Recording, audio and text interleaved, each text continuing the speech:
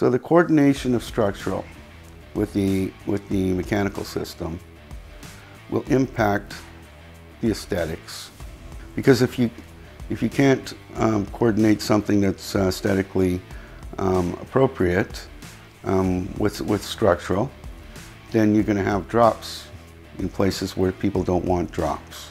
You're going to have terminations in ceilings that are off-center, for example. In the integrated design process or coordination process, one of the critical things is to know the structure.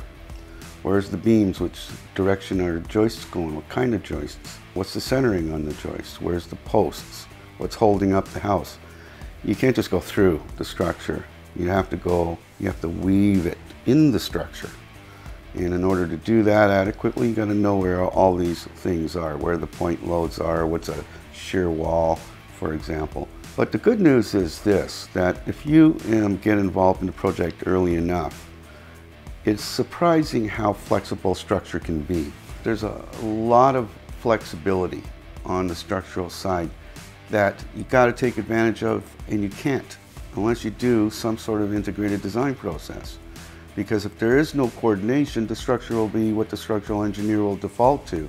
And you will have had the opportunity to move things around and coordinate to get the ducting through the house in a way that's satisfactory to everybody.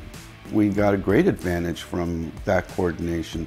Anyone looking around the house will have a hard time finding the grills and registers. They're there, you know, and you don't see drops that are impacting the aesthetics. There are beautiful ceilings with, you know, nice trim details. There's, you know, evidence of a mechanical system in this house.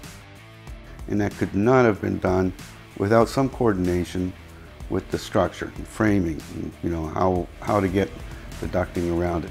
The coordination of structural and HVAC, walls, beams, shear walls, all of those things results in delivering a mechanical system that is essentially hidden. It's doing its work where it should be, behind the curtain, and not in your face from a homeowner's perspective. The key thing, having everyone involved, from your HVAC designer, from your architect, even to your HVAC contractor, and even the builder, to make sure everyone's on the same page. Make sure everything's coordinated.